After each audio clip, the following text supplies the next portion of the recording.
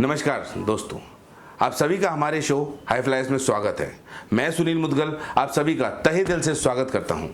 इस शो के माध्यम से हम उन प्रगतिशील small and mid size companies को प्रमोट करना चाहते हैं जिनके मैनेजमेंट की दूरदर्शिता और कड़ी मेहनत की बदौलत आज वे अच्छी सफलता प्राप्त कर रही हैं और अपने सेक्टर में तेज ग्रोथ कर रही हैं। जैसा कि आप सभी जानते हैं कि हमारे प्रधानमंत्री श्री नरेंद्र मोदी जी ने वर्ष 2022 तक देश के हर परिवार को आवास प्रदान करने का लक्ष्य रखा है। प्रधानमंत्री के महत्वाकांक्षी विजन को पूरा करने के लिए अनेक अफोर्डेबल हाउसिंग कंपनियां देश भर में काम कर रही हैं। कार्डा कंस्ट्रक्शन लिमिटेड भी ऐसी एक कंपनी है जो महाराष्ट्र में लोगों का घर का सपना साकार करने में लगी हुई है। इसी क्रम में आज हम रियल एस्टेट इंडस्ट्री की फास्ट ग्रोइंग कंपनी कार्डा कंस्ट्रक्शन लिमिटेड पर चर्चा करेंगे। हमारे साथ इस शो में कार्डा कंस्ट्रक्शन लिमिटेड के मैनेजिंग डायरेक्टर श्री नरेश जी कार्डा आमंत्रित हैं। नरेश जी से चर्चा शुरू करने से पहले मैं आपको कार्डा कंस्ट्रक्शन लिमिटेड के बारे में कुछ खास बातें बताना चाहूँगा। इसकी स्थापना सन 2007 में कार्डा परिवार ने की थी, जो रियल एस्टेट सेक्टर में 1994 से कार्यरत है। श्री नरेश जी कार्डा के अनुभवी और दूरदर्शी नेतृत्व में कार्डा कंस्ट्रक्शन लिमिटेड तेज ग्रोथ करते हुए मार्केट लीडर बन चुकी है। कंपनी ने कई आइकॉनिक प्रोजेक्ट भी बनाए हैं और ये क्वालिटी कंस्ट्रक्शन के लिए विख्यात है। हाल ही में कार्डा कंस्ट्रक्शन ने शानदार नतीजे पेश किए हैं। फाइनेंशियल ईयर 2021 में कोविड जैसी महामारी के बावजूद कंपनी ने अपनी टोटल इनकम में 9% और नेट प्रॉफिट में 116% की जोरदार बढ़ोतरी हासिल की है।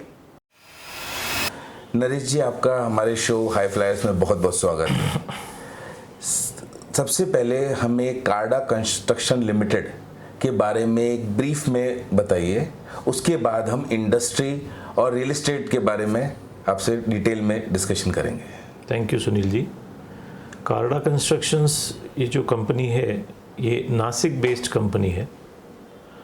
1994 में इंजीनियरिंग करके आने के बाद ये फर्म मैंने स्टार्ट की थी, जो पहले प्रोप्राइटरी फर्म थी, जिसमें पहला प्रोजेक्ट हमने किया था 6 फ्लैट्स का।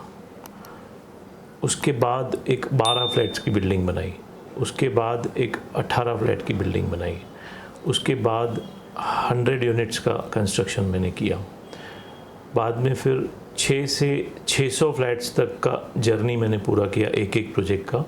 और ये यूनिट्स जो हैं अभी तक इस कंपनी, ये पहले प्रोप्राइटरी फर्म थी, फिर उसको पार्टनरशिप किया, फिर उसको प्राइवेट लिमिटेड किया, फिर उसको लिमिटेड किया। लिमिटेड करने के बाद BSE NSE पर लिस्ट की। अभी इस कंपनी के आज तक के जो हैं लगभग 6,500 यूनिट्स हम लोग in and around Nashik road Deolali hand over कर चुके हैं। तकरीबन आप 30 साल से इस इंडस्ट्री में हैं। हाँ जी। 30 साल का यदि हम निचोड़ देखें जी, तो आपके हिसाब से किस तरह से चीज़ें आगे बढ़ने वाली हैं इंडस्ट्री के पॉइंट ऑफ व्यू से? सर, कंस्ट्रक्शन इंडस्ट्री को अगर देखेंगे तो अभी हमारी कंपनी को लगभग 27 साल हो रहे हैं, 26 साल पूरे हो चुके हैं। 27वें साल में हम लोग काम कर रहे हैं। 1994 में स्टार्ट किया था इसको। तो अभी इस लगभग 3 डिकेड जो है इसमें हम लोग इन्वॉल्व हैं। तो इस 3 डिकेड में बहुत सी चेंजेस हो गई हैं। गवर्नमेंट के रूल्स में चेंजेस हुए, डेवलपमेंट के पैटर्न में चेंज हुए। हमारा नासिक बहुत चेंज हो गया है। नासिक को सबसे बड़ा वरदान जो है वो कुंभ मेले का है। नासिक में हर 12 साल के बाद कुंभ मेला आता है। तो कुंभ मेले के वक्त पूरा इंफ्रास्ट्रक्चर फिर से डेवलप हो जाता है, रोड बन जाते हैं, जो रेलवेज़ का कहीं एक्सपांशन हो जाता है, कोई ब्रिजेस बन जाते हैं, कनेक्टिविटी मिल जाती है। तो इस हिसाब से नासिक का जो ग्रोथ है इसकी वजह से भी अच्छा सा होता है। और नासिक का 30 साल का या 27 साल का या 3 डिकेड्स का डेवलपमेंट अगर आप देखोगे तो अभी नासिक आसपास में मुंबई, पुणे, औरंगाबाद, इस सबसे बाय रोड 4 लेन से कनेक्टेड है। रोड कनेक्टिविटी बहुत अच्छी है और इसको गोल्डन ट्रायंगल का एक पार्ट बोला जाता है। नासिक, पुणे, मुंबई मिला के ये गोल्डन ट्रायंगल है, जो ये 3rd पार्ट है। नासिक जो है वो ट्रायंगल का एक हिस्सा है। ट्रायंगल का एक एंगल है। अभी इसमें खाली रोड कनेक्टिविटी नहीं, लास्ट 4-5 सालों में बहुत अच्छे से एयर कनेक्टिविटी भी हो गई है। और एयर कनेक्टिविटी नासिक से अभी बेंगलोर, हैदराबाद, अहमदाबाद, कलकत्ता, ये सब फ्लाइट्स कनेक्टेड है। दिल्ली की तो 2-3 फ्लाइट जाती हैं। तो नासिक को और एक बेनिफिट है, यहाँ से शिरडी का एयरपोर्ट पास में है, तो शिरडी एयरपोर्ट भी 1 घंटे भर में, 1-1.25 घंटे में, और वहाँ पे कंटिन्यूस फ्लाइट्स दिल्ली सब जगह की, हैदराबाद की बहुत रहती है। तो ये दोनों एयरपोर्ट्स की वजह से नासिक का एयर कनेक्टिविटी अच्छा हो गया और बाहर से लोगों का इधर आना और कुछ नई डेवलपमेंट करने का स्टार्ट हो चुका है लास्ट 2-3 सालों में, एयर कनेक्टिविटी बढ़ने के कारण। सेम टाइम अभी लास्ट ईयर में गवर्नमेंट ने नासिक को मेट्रो ट्रेन का भी डिक्लेयर करके बजट भी सैंक्शन कर दिया है।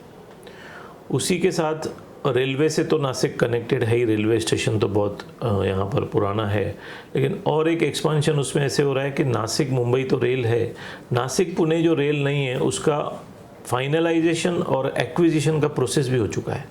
यहाँ से नासिक और पुणे रेलवे स्टार्ट होने के बाद, जो शायद 2-3 साल में स्टार्ट हो जाएगी, वो 2 घंटे की जर्नी पे आ जाएगा। तो और अभी नासिक और बॉम्बे का जो रोड है वो भी इतना बढ़िया है, लगभग 2.5 से 3 घंटे में नासिक बॉम्बे आ सकते हैं। तो ये जो कनेक्टिविटी बढ़ रही है, इससे नो डाउट सिटी की बहुत डेवलपमेंट होनी है। और हमारी सिटी जो है नासिक सिटी, ये क्लीन सिटी, ग्रीन सिटी ये नाम से जानी जाती है। और ग्रीन सिटी आप बोलेंगे तो ये सेल्फ सस्टेन्ड है, यहाँ पर खेती जो है बहुत अच्छी होती है। और नासिक का प्याज खाली यहीं नहीं, पूरे इंडिया में नहीं, बाहर भी जाता है। और नासिक के अनार वो भी बहुत फेमस है। नासिक का जो अंगूर है वो भी बहुत फेमस है यहाँ पर, उसकी वजह से बहुत से वाइनरीज़ का सेटअप हुआ है। नासिक का जो सुला वाइन्स या दूसरे वाइन्स हैं पूरे वर्ल्ड में फेमस हो चुके हैं। तो नासिक जो सेल्फ सस्टेन्ड है, जो यहाँ पर जो एग्रीकल्चरल बेस बहुत अच्छा है। उसके बाद आपका गवर्नमेंट के सेटअप बहुत बढ़िया है, जैसे सिक्योरिटी प्रेस है, करेंसी नोट प्रेस है, सेंट्रल जेल है, एयरफोर्स है, आर्मी है, इन सब चीज़ों का सेटअप नासिक में है।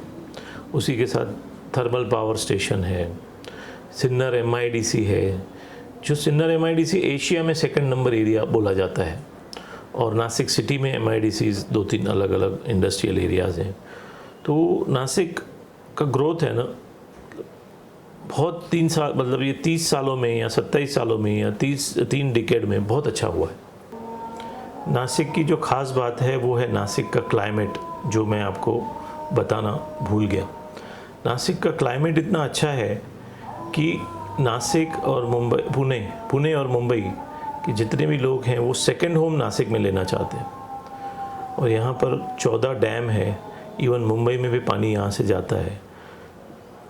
दूसरा, नासिक सिटी ऑफ पिलग्रिमेज माना जाता है, यहाँ पे प्राचीन मंदिर हैं और नासिक की हिस्ट्री एक है, गोदावरी नदी है। तो ये सब चीज़ों की वजह से पहले से टूरिज़्म प्लस नासिक को सेकंड होम के लिए बहुत अच्छी तरह से बाहर जाना जाता है। और मुंबई और पुणे का रियल एस्टेट रिलेटेड बिजनेस इसकी वजह से भी 20 से 30% ग्रो होता है साल में। नासिक का रियल एस्टेट मार्केट कैसा है? 5 साल पहले कैसा था, अभी कैसा है, और आपके हिसाब से नेक्स्ट 5 साल में मार्केट कैसा रहेगा ओवरऑल? अगर 5 साल पीछे जाएंगे या 10 साल पीछे जाएंगे तो पहले यहाँ पे नासिक में सिंगल बिल्डिंग्स बनते थे।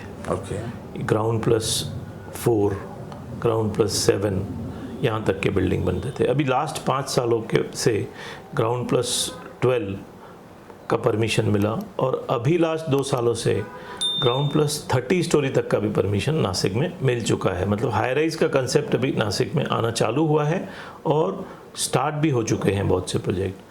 अभी रियल एस्टेट मार्केट नासिक का आप देखेंगे तो नासिक सेकंड होम के लिए जाना जाता है। नासिक का रियल एस्टेट मार्केट अच्छा होने का रीज़न है यहाँ के रेट्स। यहाँ पर आज भी दाम इतने कम हैं, मुंबई और पुणे से कंपेयर करेंगे तो नासिक सस्ता है। तो real estate market no doubt अच्छा है।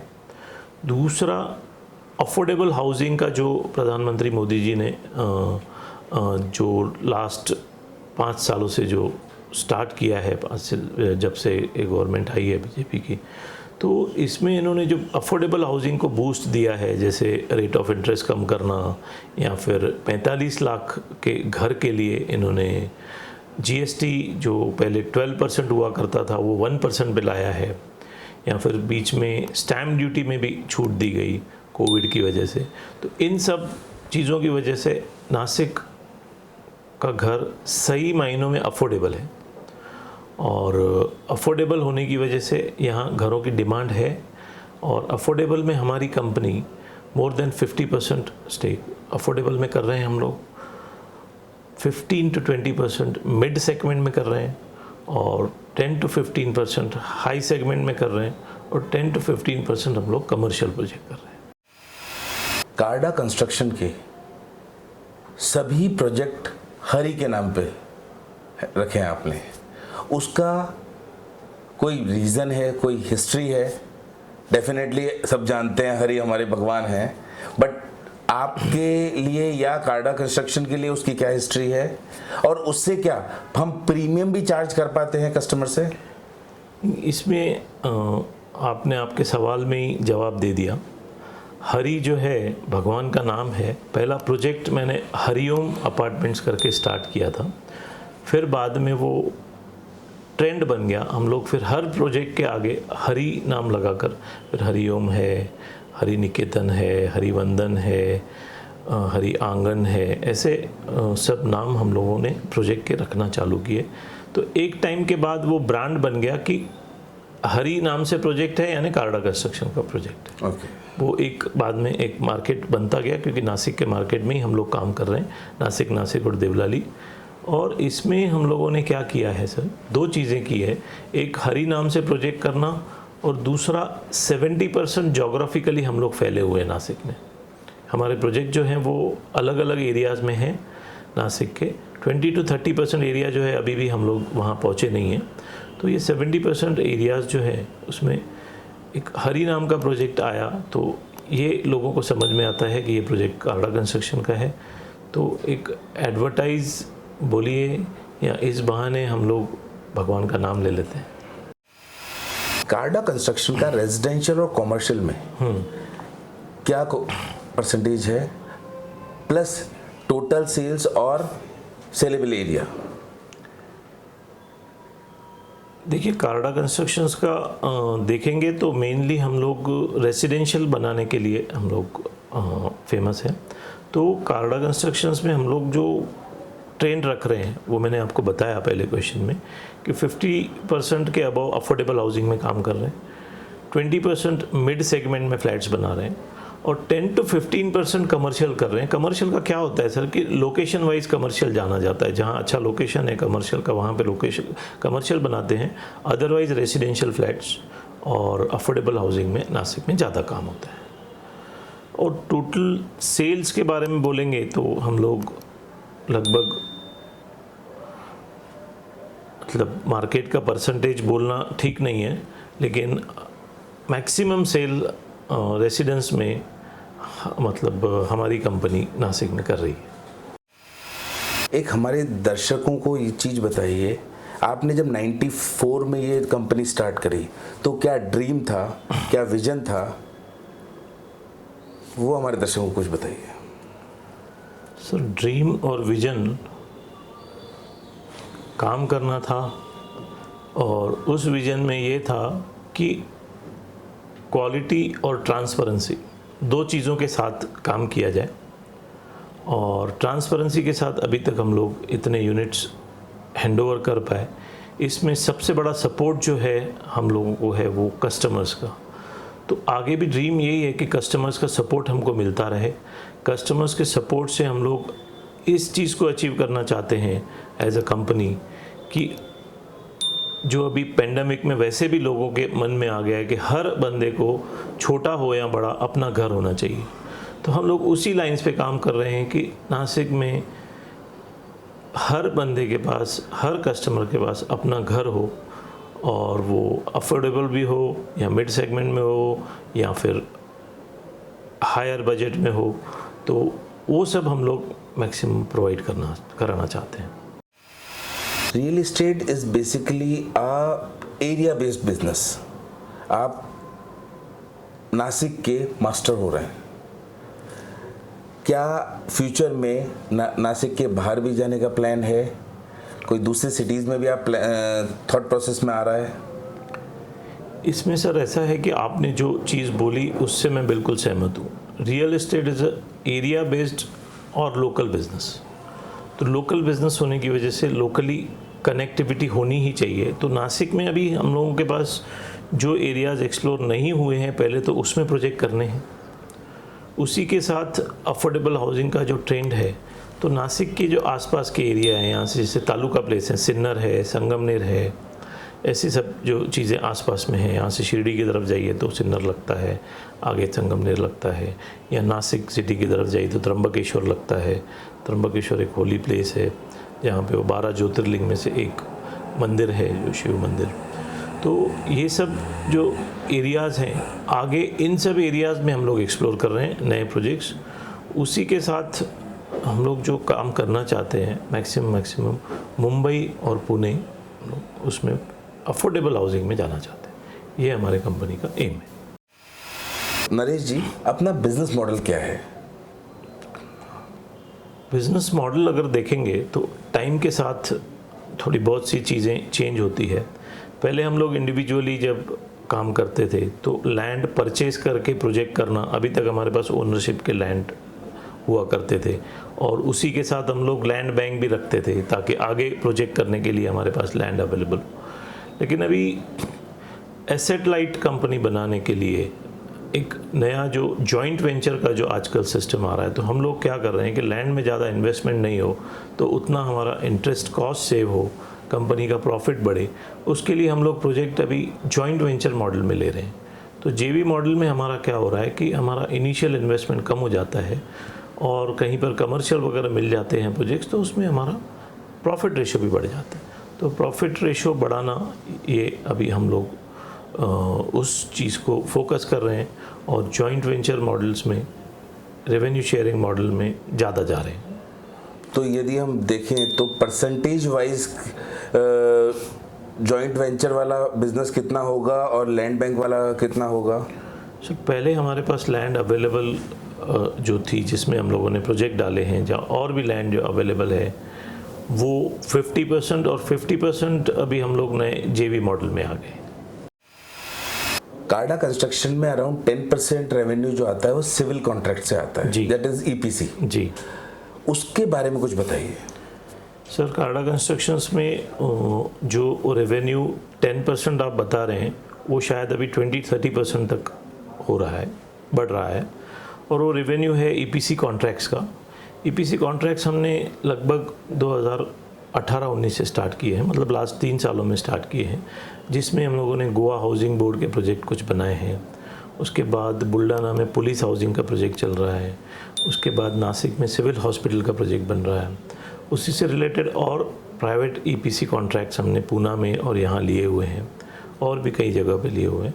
तो ईपीसी में भी हम लोग उतना ही ग्रोथ करने के लिए अभी जो 10% था उसमें 20-30% तक पहुँचे हैं, और आगे हम लोग उसको और बढ़ा रहे हैं।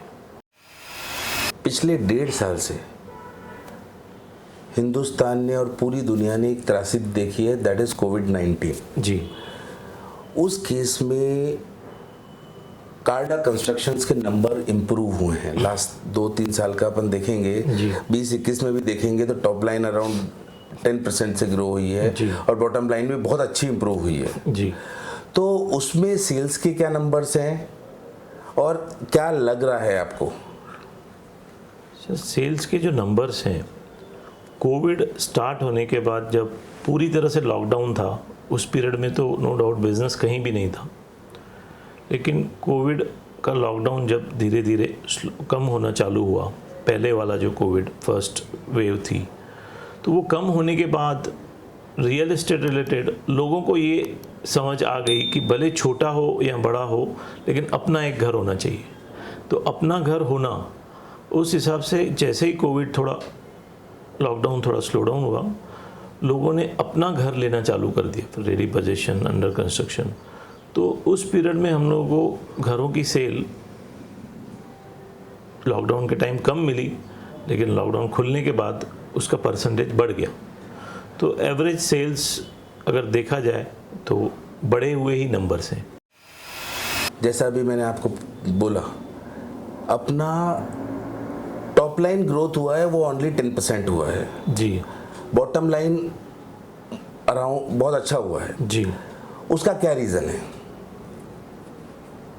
नंबर्स में अपन बात करेंगे तो उसका रीज़न क्या है? पैट 116% के आसपास इम्प्रूव होना और टॉप लाइन ओनली 10%। तो इसमें दो तीन चीज़ें हैं। एक रियल एस्टेट के बिज़नेस से जो बिज़नेस आना है वो हम लोगों ने लाया है, ईपीसी कॉन्ट्रैक्ट से जो बिज़नेस लाना है वो लाया है, और कुछ कंपनियों के लिए हम लोगों ने कंसल्टेंसी का भी हम लोगों ने काम किया। तो अफोर्डेबल हाउसिंग में हम लोगों की जितनी भी थोड़ी बहुत मास्टरी नहीं कहेंगे लेकिन अच्छा सा काम है, तो अफोर्डेबल हाउसिंग रिलेटेड कंसल्टेंसी हम लोगों ने की, उसमें भी हमारे नंबर्स बढ़े, जिसकी वजह से बॉटम लाइन चेंज हुआ और नो डाउट टॉप लाइन में भी चेंजेस हैं। तो ये क्या हम फ्यूचर के लिए भी एक्सपेक्ट कर सकते हैं? हाँ, फ्यूचर में भी इसी तरह से ग्रो करने के लिए हम लोग थोड़ा ईपीसी कॉन्ट्रैक्ट्स, कंसल्टेंसी और रियल एस्टेट तीनों में डाइवर्सिफाई करके काम करेंगे।